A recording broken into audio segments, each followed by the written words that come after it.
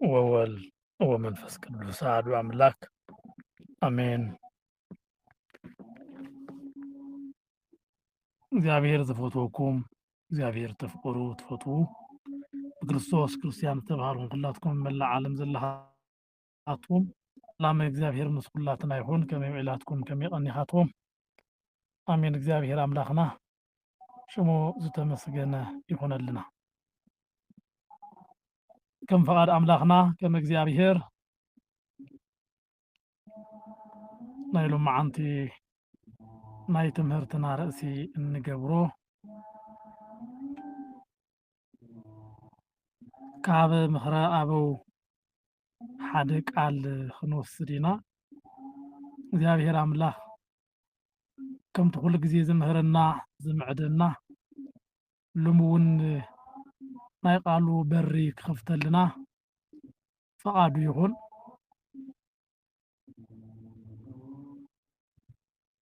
በቲ እንመሃሮ ትምህርቲ ኩሉ እግዚአብሔር አምላኽ አትርፍቲ ክንኾን ብቃሉ እውን ፀኒዕና እንነብር ሰባት ክንኸውን እግዚአብሔር ይርዳአና ይሓግዘና። እሺ ሎማዓንቲ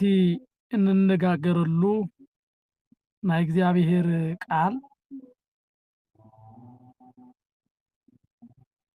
ከምዚ ዝብል እዩ ክኸውን ማለት እዩ።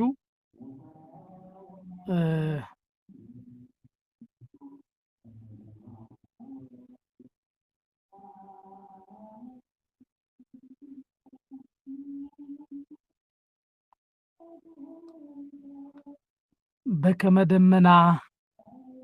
ይከድኖ ለብርሃነ ወርሒ ደመና ንወርሒ ከም ዝስውራ ከማሁ ጢስ ዘይአርግ ሙስተከርስ ይስውራ ለጥበብ እግዚአብሔር ልዑል እምነ ነፍስክ ደበና ነታ ወርሒ ከም ዝስውራ ኣብዚሕኻ ምምጋብ ካብ ምምጋብ ዝተለዓለ እውን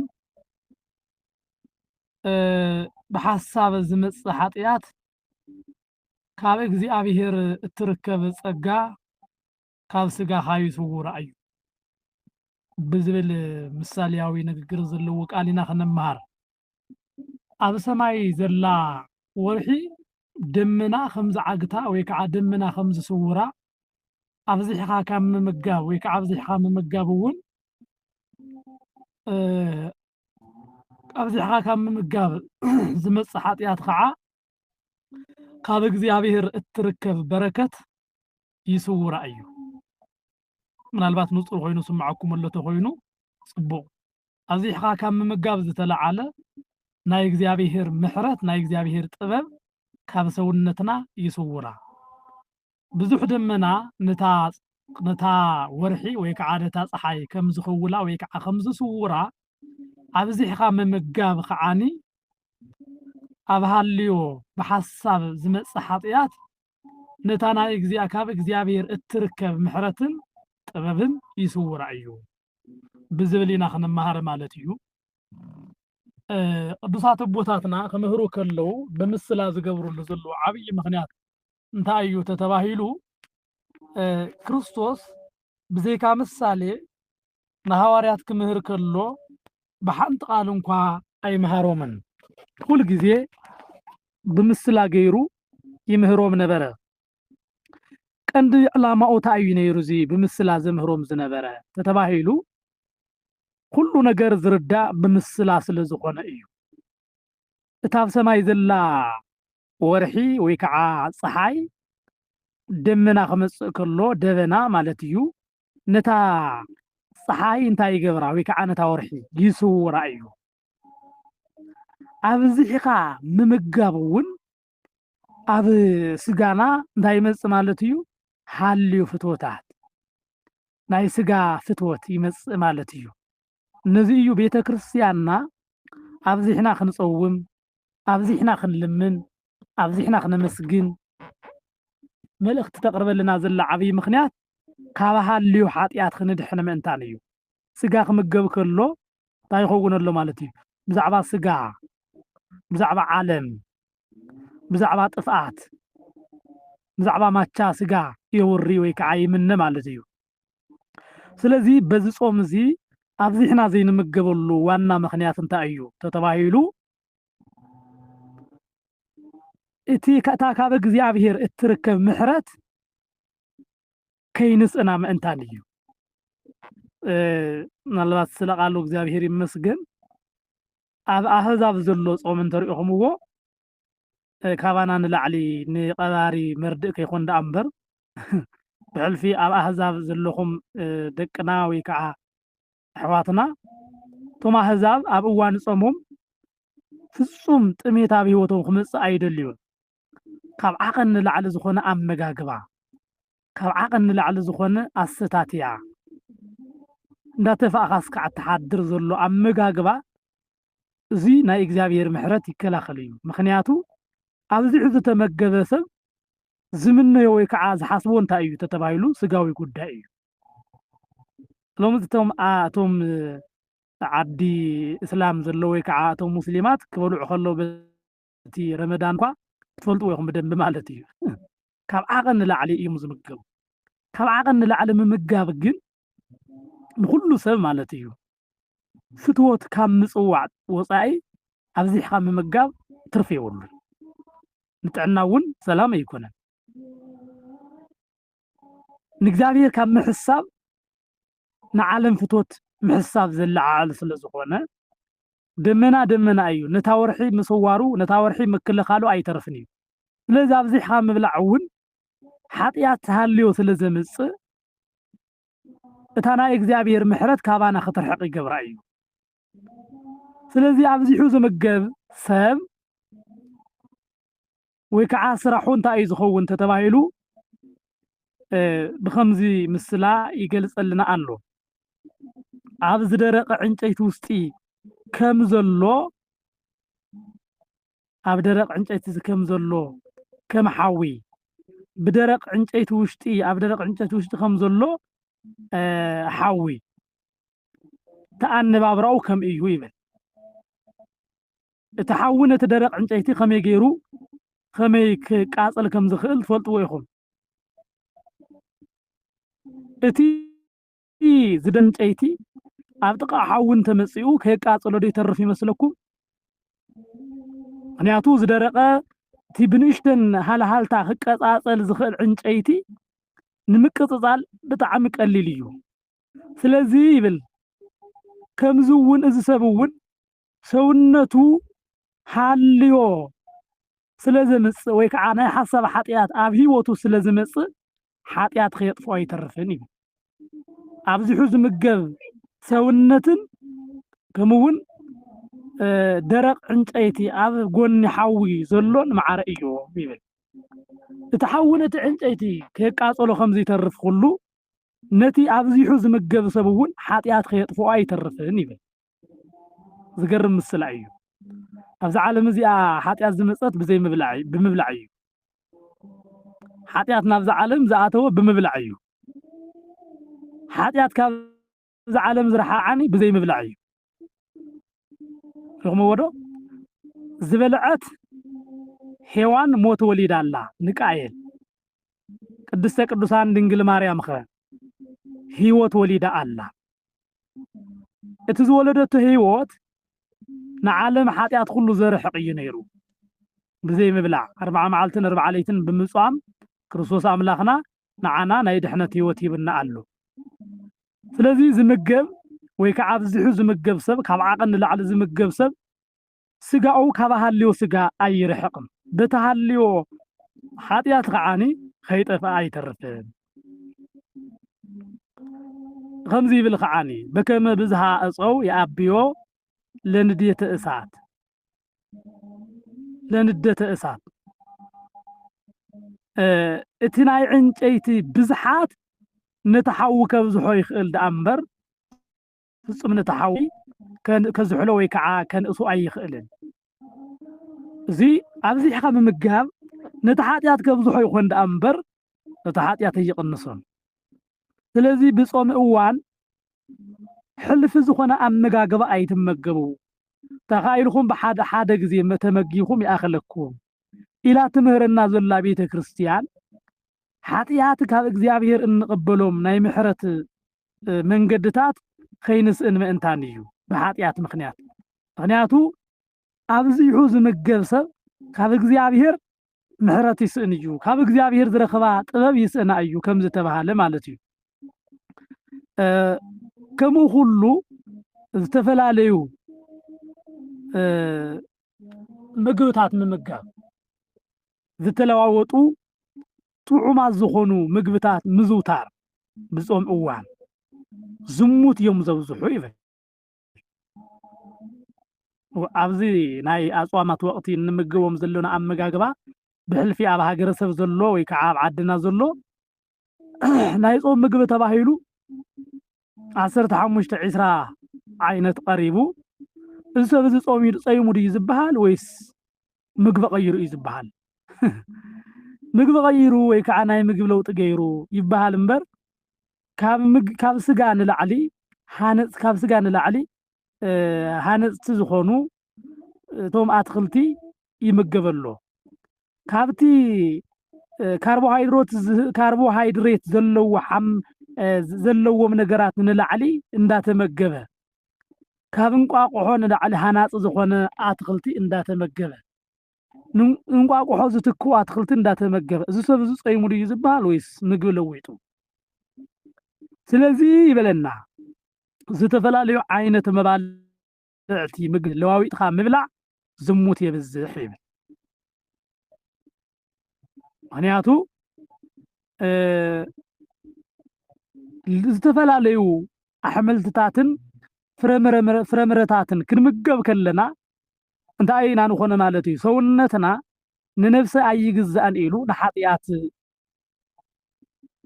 ፈቃዲ ይእዘዝ በዚ ምክንያት ከዓ ኣብ ሂወትና ነፍስና ንእግዚአብሔር ክትግዛእ እንዳተገባኣ ነፍስና ካብ ዓላማ ወፃኢ ብዝኾነ ሂወት ትነብር ኣላ ማለት እዩ እቲ ደመና ነታ ብርሃን ዝኾነት ወርሒ ወይ ከዓ ፀሓይ ከም ዝኽውላ ከም ዝስውራ ኣብ ዓለም ዘሎ መባልዕቲ ምብዛሕ እውን ነታ ካብ እግዚአብሔር እትርከብ በረከት ይስውራ እዩ መባልዕቲ ክበዝሑ ከለው እግዚአብሔር ናብ ምፍላጥ ደረጃ ከይኮነ ዘብፅሓና እቶም መባልዕቲ ናብ ዓለም ደስታ እዮም ዝወስዱና ሰውነቱ ዝፈትው ሰብ ጸጋ እግዚአብሔር አይረክብን እዩ ወዘያፈቅሮ ለስጋሁ እይረክብ ጸጋሁ ለእግዚአብሔር ስጋው ዝፈቱ ኣዝዩ ይምገብ ዝተፈላለዩ ሃነፅትን ከምኡውን ወሃብቲ ሓይልን ይምገብ ማለት እዩ በዚ ምክንያት እነቱ ዝፈቱ ስጋው ዝፈቱ እንታይ ኮይነሎ ማለት እዩ ጸጋ እግዚአብሔር ፍጹም አይረክብነሎ ማለት እዩ ንስጋኦም ዝፈቱ ሰዓት ከይበፅሐ ዝምገቡ ሰዓት ምስ በፅሐውን ኣብዚሖም ዝምገቡ ልክዕ ከም ኣህዛብ ማለት እዩ ብስም እዮም ዝፈላለዩ እምበር እቶም ኣህዛብ ወይ ከዓ እቶም ኣስላም ብምንታይ እዮም ዝፍለዩ ኣይፈላለዩ ክንደይ ዓይነት ምግቢ ተቀርብ ኣለኹም ከም ዝፍለጥ ካብ ዓቐን ንላዕሊ ዝምገብሉ ዘለው ምክንያት ሰውነቶም ስለ ዝፈትውዎ እዩ ግን ንሽሙ ጾም እዩ ጾም እንታይ እዩ ነይሩ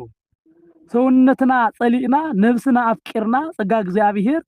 ከም ካባ ሽልማት እንድርበሉ እዩ ነይሩ ግን በተቃራኒ ኮይኑ ርኢኹም ወዶ ስለዚ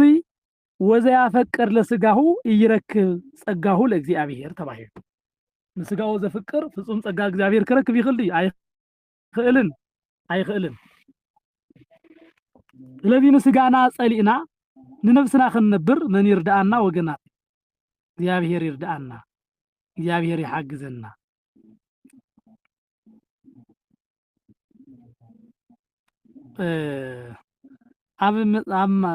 እሺ ንሓር ክነግረኩም እሺ ሆኖ ኮሜንት ርኢ እና ሰውነቱ ስጋኡ ዝፈቱን ዘፍቅርን ጸጋ እግዚአብሔር ክረክብ ይክእልን ይብል ምክንያቱ ሰውነትና ብዝተደላደለት ቁጽሪ ራእይዎም መስኢልኩም ክንጸውም ከለና አጽዋማት አብ ዘይብሉ እዋናትን ነፍስና እንኳን እግዚአብሔር ከመይ ከምትናፈቅ ትርእዋ ዲኹም አብ አጽዋማት እዋን ነፍስና ንመንያ ትናፈቅ ንእግዚአብሔር ክትናፈቅ ከላ ንርኢ ኣለና ወደስ ይብላ ገስግሲና ቤተ ክርስቲያን ቃል እግዚአብሔር ስምዒ ተመገቢ ዝብል መንፈስ ኣብ ህይወትና ይመጽእ ታሰውነትና ክንዕቃ ከለና ማለት እዩ ናብ እግዚአብሔር ክንቀርብ ናብኡ ክንጽጋዕ ዝደፋፍእ መንፈስ እዩ ዝመጽእ ብሉክዕ ከዓ ነብዚህና ክንምገብ ከለና ብርክና ዋላ ይደክም ሰብ ስለዝጠመየ ደይ ወይስ ስለዝበልዐ እዩ ዝጥንክር ኣብ መንፈሳዊ ህይወት ጾም እስካዕ 9 እስካዕ 11 ፀይንሑ ዝተመገበን ንጉሆ ዝተመገበን ፍጹም ማዕረ ይኮኑ ጥንካሮም ማዕረ ይኮነን ውሽጣዊ ስምዒቶም ማዕረ ይኮነን እቲ እስካዕ 9 ሰዓትን 11 ሰዓትን ፀይሙ ዝተመገበ ፍጹም ሰላም ኣለዎ ሙሉእ ሓይሊ እውን ኣለዎ ብዘይ ምንም ጥርጥር ባዕልኻትኩም ኣብ ህይወትኩም ምሙካር ትኽእሉ ኢኹም ስለዚ ሰውነቱ ዝፈቱ ፍጹም ካብ እግዚአብሔር ምሕረት ካብ እግዚአብሔር ቸርነት ክረክብ ይክእልን ኣብ ኣጽዋማት እዋን ሰውነትና ክንፈቱ ኣይግባአና ነፍሲ ኣብ ልዕሊ ስጋ ኣብ ልዕሊ ነፍሲ ከም ዝለዓዓላ ኩሉ ሎሚ ንስጋና ስዒርና ንነፍስና እንሓድረሉ ግዜ እዩ ክኸውን ዝግባእ ማለት እዩ በዚ ጾም ስለዚ በዚ ጾም ከምዚ ዓይነት ህይወት ክንጥቀም ከለና እቲ ምሕረት እግዚአብሔር ክሽፍን ዝኽእል ከም ደበና ኮይኑ ናይ ስጋና ማቻ ወይ ከዓ ስጋዊ ምግቢ ብምግዳፍ ንእግዚአብሔር አምላኽና ኮይና ክንነብር አምላከ ቅዱሳን ይርዳአና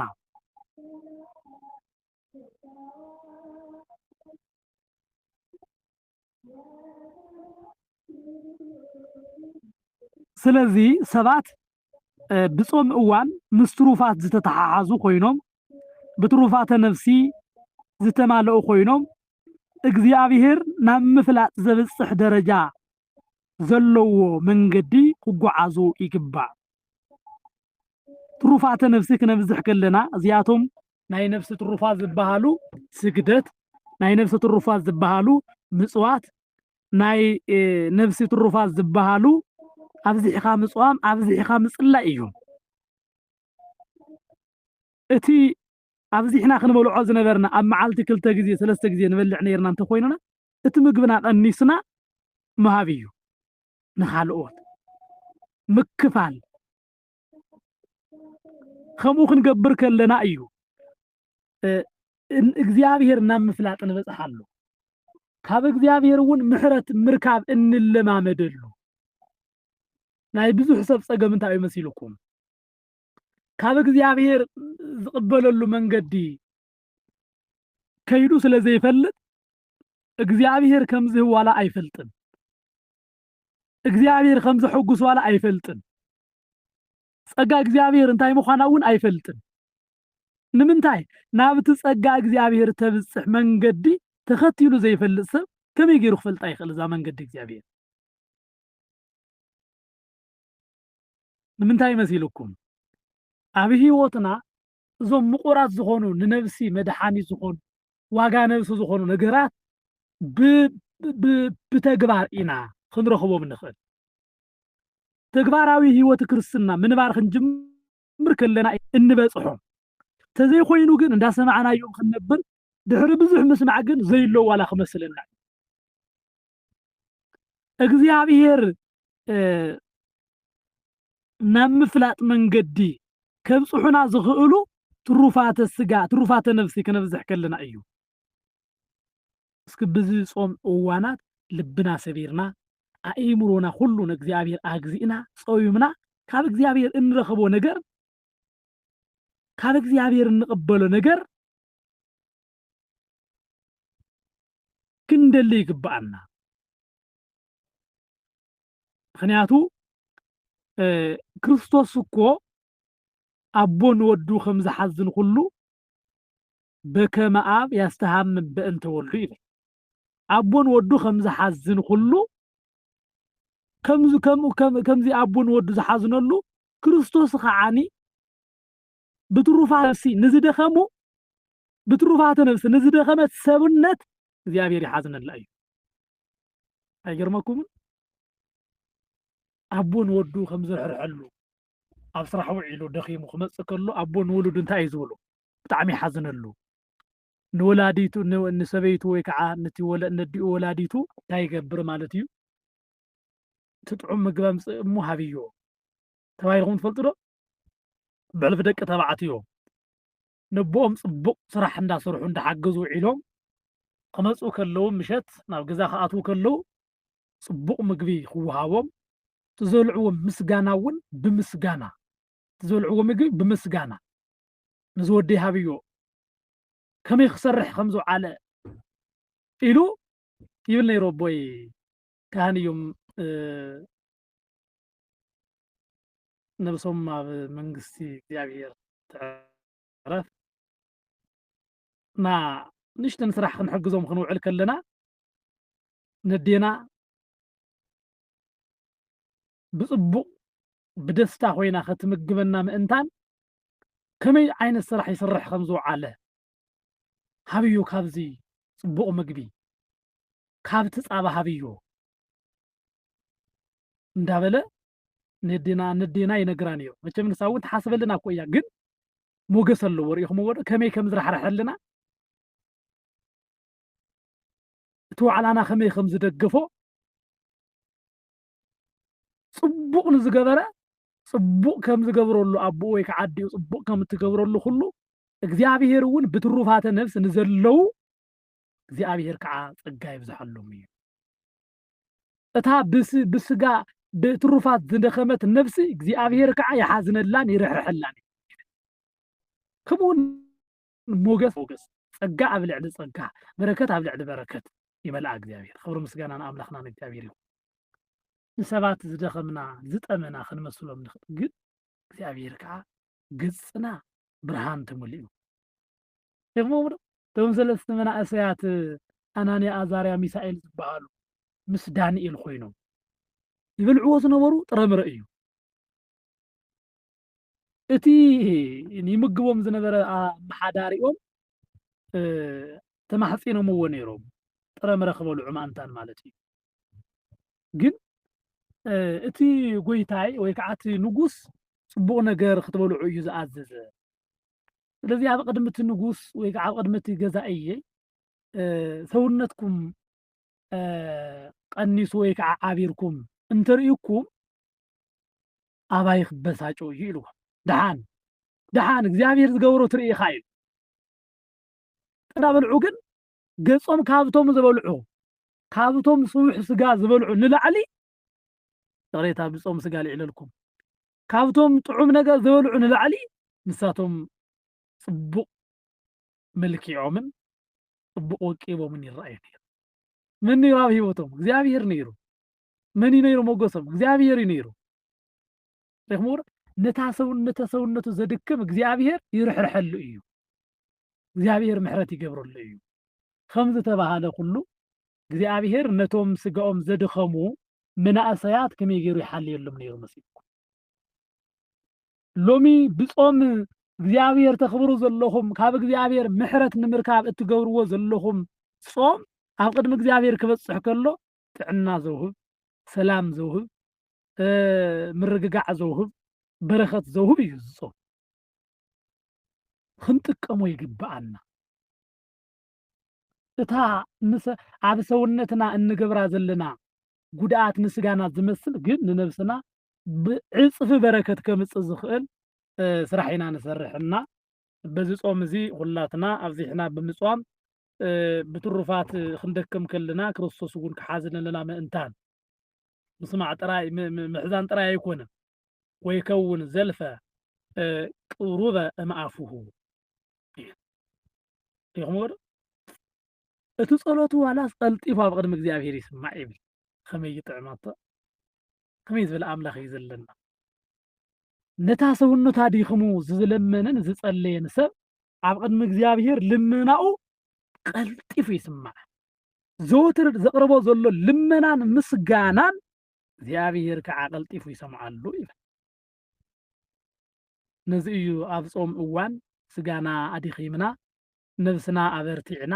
እንዳሰገድና እንዳጸለና እንዳመጽወትና ይከውን ዝግብኦ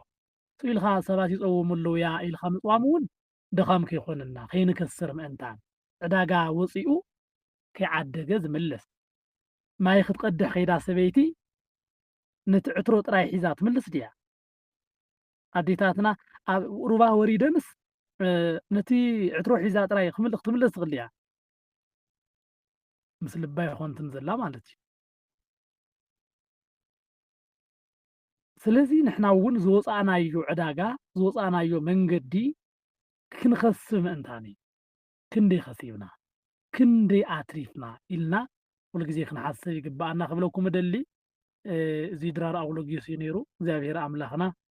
ሽሙ ዝተመስገነ ይኹን ስለዝነበረና ጻንሒት ኩሉ ኣምላክ ቅዱሳን እግዚኣብሔር ይመስገን ስብሐት ለእግዚአብሔር ወለወላዲቱ ድንግል ወለመስቀሉ ክቡር አሜን